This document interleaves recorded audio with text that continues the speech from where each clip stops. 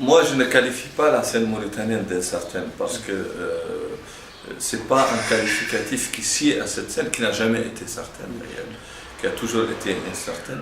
Mais je dirais plutôt qu'elle est illisible à l'état actuel des choses. On ne sait pas qui est qui et on ne sait pas qui fait quoi. Je m'explique.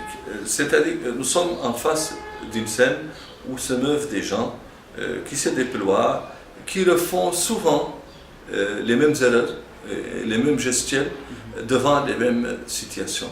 On a l'impression que là où la classe politique mauritanienne s'accorde, c'est de toujours et d'essayer de toujours faire semblant que rien n'a été fait dans ce pays, qu'il n'y a pas eu d'avancée dans ce pays et que finalement nous tournons en rond. Et là, je crois que c'est une très grande erreur.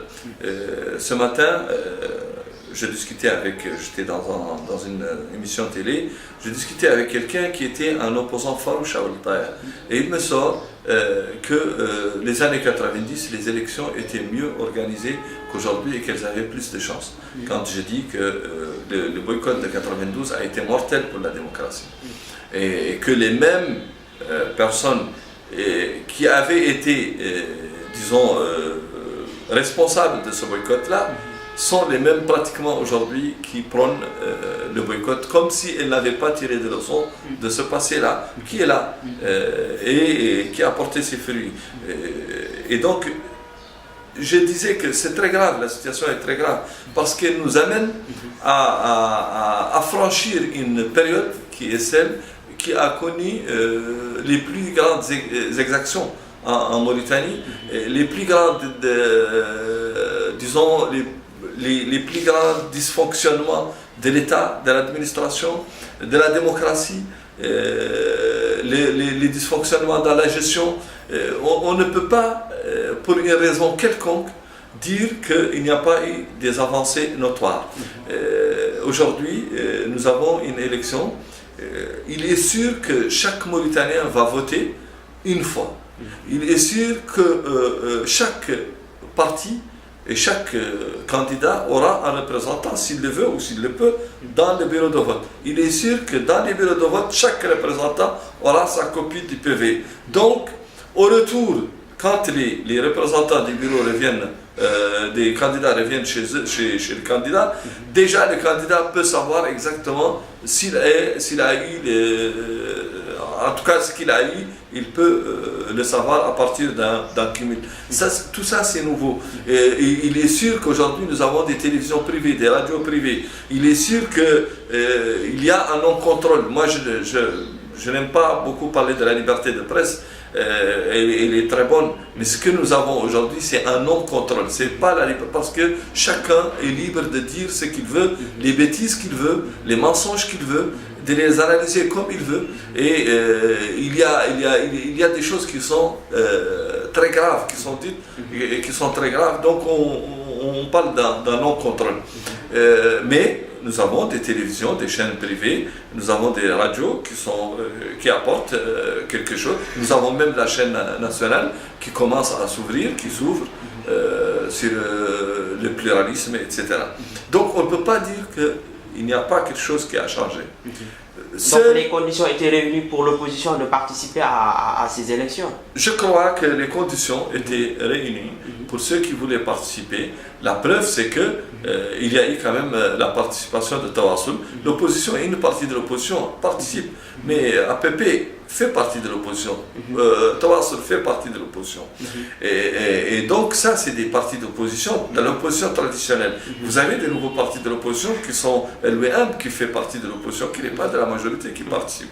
Il y a une partie de l'opposition qui ne participe pas, qui faisait partie de la côte. Et personnellement, je regrette principalement l'absence de l'IFP et du RFD, parce que ce sont des partis qui représentent des lignes et des discours qui auraient dû être présents, notamment pour l'IFP, parce que l'IFP n'est pas un parti qui est construit sur l'idée des boycotts. Au contraire, c'est un parti dont le dogme principal est la participation et le profit de toute ouverture qui peut exister. Il en a gagné beaucoup et je pense quand un parti ou une organisation accepte de s'impliquer ou de s'approcher du pouvoir de l'État à l'époque et de partir dans des élections comme ça, les élections de l'époque on ne peut pas dire, on ne peut pas dire qu'elles étaient organisées dans de meilleures conditions qu'aujourd'hui. Ceci dit, les Mauritaniens, comme je l'ai dit avant, peuvent tout dire et peuvent tout se permettre parce qu'ils ne sont pas comptables ni de ce qu'ils disent, ni de ce qu'ils font, et surtout les politiques parmi eux. Ce qui fait qu'aujourd'hui, vous avez donc une situation illisible. Vous avez une côte, une certaine partie de la côte qui boycotte, mais dont les militants vont participer à l'intérieur. Et donc, il y a certains chefs de partis qui boycottent, qui sont activement aujourd'hui en train de pousser leurs militants à l'intérieur, à Koubani, à Guérou, à Kaïdi, un peu partout, pour participer parce qu'ils veulent barrer la route à leurs concurrents locaux. Le jeu local est beaucoup plus important que le jeu national. Il y a une illisibilité aussi parce que dans les deux camps, nous avons des amalgames, des gens qui ont toujours été adversaires politiquement, qui se retrouvent ensemble, des gens qui n'ont jamais été de ce parti qui se retrouvent, vous avez par exemple dans Tawassul, dans l'IPR, dans le Sursaut, des gens qui n'ont jamais appartenu à ces partis, qui se retrouvent aux premières loges, qui sont des candidats principaux de ces partis. Un type qui hier soir était à l'IPR, qui se retrouve aujourd'hui candidat de tel ou tel parti. Et à l'opposition, à la coordination de l'opposition, vous avez les principaux soutiens et les principaux, disons, bourreaux du passé, qui sont à côté des principales victimes de ce passé. Et donc tout ça, ça crée une atmosphère quelque peu, disons, illisible, et ça c'est très dangereux pour une scène politique. Et on porte la responsabilité sur le dos de Mohamed Ould Abdelaziz. Est-ce que vous avez la même perception que ceux qui jugent cette situation ainsi? Moi je ne sais pas, je crois que la responsabilité est largement partagée. C'est d'abord la responsabilité de l'ensemble de l'élite politique et intellectuelle. L'élite politique et intellectuelle a toujours refusé de faire le procès de son passé, de se regarder en face. Si nous avons aujourd'hui la situation où nous sommes, et si nous avons eu le temps, c'est bien à cause du comportement de cette élite. Parce que, vous savez, en 1989, il y a eu les événements de 89. Les gens qui ont dénoncé à l'époque, au moment des faits, qui ont dénoncé et qui ont senti que la Mauritanie était en train de vivre quelque chose de très dangereux, ne sont pas très nombreux parmi la classe politique qui s'émeut aujourd'hui et qui parle beaucoup de ça et qui essaye de gagner la confiance de tous. En 90-91, c'était la même chose. Face à la question de l'esclavage, c'était la même chose. On attendra 91-92 pour voir des personnalités politiques revenir. Mais là où l'échec de la classe politique est le plus visible et le plus évident, c'est quand vous regardez en 2007, nous avons eu l'élection présidentielle, la première élection présidentielle régulière. Il y a eu 19 candidats dans cette élection présidentielle. 2 sont sortis du lot pour le deuxième tour. C'était qui? C'était Sidi Cheikh Abdallah et Ahmed Ould Daddah. Les 2 hommes, qui sont-ils? Ce sont 2 technocrates qui ont appartenu au dernier gouvernement de Mokhtar Ould Daddah et qui a subi un coup d'État le 10 juillet 1978, c'est-à-dire il y avait presque 30 ans.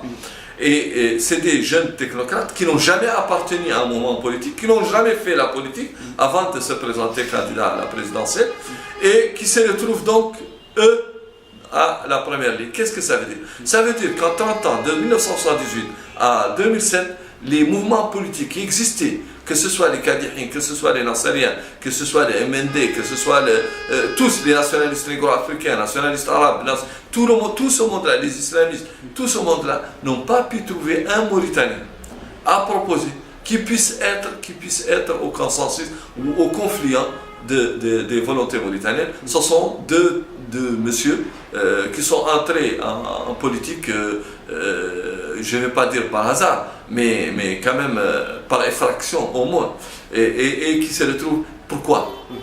Pourquoi? Parce que les mouvements politiques, parce que la classe politique n'a pas convaincu ce peuple. On est revenu au gouvernement de Mokhtar al-Dada, c'est-à-dire au gouvernement de 1978. On est revenu à ces deux.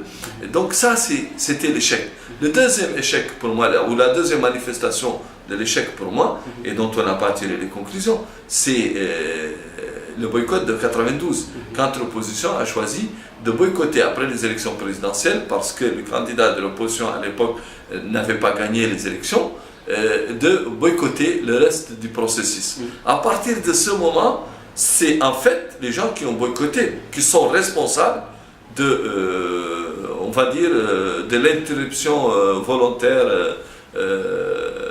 disons, de la démocratie. C'est parce qu'on a assisté à une IVG, excusez-moi le terme, de la démocratie, et c'était la responsabilité, c'est surtout pour la classe politique. Et je crois que même si on va plus loin, Mohamed Abdelaziz a fait le coup d'État du 3 août 2005. Il a amené une junte avec lui au pouvoir. Et cette junte qu'il a reconnue, qui lui a donné la légitimité, c'est elle qui a proposé le programme de la transition, c'est elle qui l'a proposé. Ce n'était pas une proposition des partis politiques. En 2008, quand il a fait le coup d'État, c'est aussi cette opposition, ou une partie de cette opposition qui l'a légitimé. Il n'y avait pas de capacité de proposition. Et quand il y a eu le gouvernement d'union nationale, on a vu la qualité des gens proposés par les partis politiques. Ça dénotait d'un manque de proposition, d'un manque de capacité de proposition. Et c'est ce qui a toujours manqué dans ce pays. On critique beaucoup, mais on n'a pas un programme alternatif parce que les programmes se ressemblent. Qu'est-ce qui différencie l'UPR du RFD? Qu'est-ce qui différencie un autre parti d'un autre parti? Pas grand-chose. Il y a des partis comme Tawassul, comme l'IFP, qui sont des partis idéologiques, mais qui ne le sont plus parce qu'ils épousent la même chose, ils profitent de la tribu, ils profitent de l'ethnie, ils épousent finalement les mêmes réactions, la même attitude vis-à-vis de la société mauritanienne et vis-à-vis du compromis avec cette société que les partis qui dirigent, les gros partis qui sont des partis de masse. Il y a un parti qui profite actuellement de la situation politique, c'est Tawassul. Donc est-ce qu'aujourd'hui, si ce parti devenait la deuxième force politique au niveau de l'Assemblée nationale, est-ce que la montée de l'islamisme vous fait peur? Non, moi, elle ne me fait pas peur, parce que, bon, ce qui me fait peur, c'est plutôt l'absence d'un discours de gauche, parce qu'il n'y a pas de discours de gauche dans la scène politique mauritanienne, avec ce que moi j'appelle la démission de l'IFP, c'est-à-dire son refus de participer aux élections. Demain, nous n'aurons pas un discours de gauche au Parlement. Un discours de gauche est nécessaire dans un pays comme le nôtre, ne serait-ce que parce qu'il dérange les attitudes, disons, traditionnelles, qui sont des attitudes de conservation et de refus du progrès. Et ça, l'absence de ce discours peut bien permettre à l'obscurantisme, justement, parce qu'il n'y a pas que les islamistes qui... Moi, ce dont j'ai peur, d'abord, les islamistes, Tawassul et les frères musulmans, ont un programme, ont une vision qui épouse quelques, disons, aspects de la modernité que je crois nécessaire à ce pays, parce que la vraie bataille est la bataille de la modernité, c'est pas autre chose. Mais ce qui est grave, c'est qu'on a d'autres partis qui se disent islamistes et qui n'ont dans leur discours, dans ce qu'ils développent comme approche, qu'une vision extrêmement arriérée et arriériste du monde. On a aussi des jeunes qui sont formés quand même dans l'école mauritanienne d'aujourd'hui, autant dire pas formés du tout.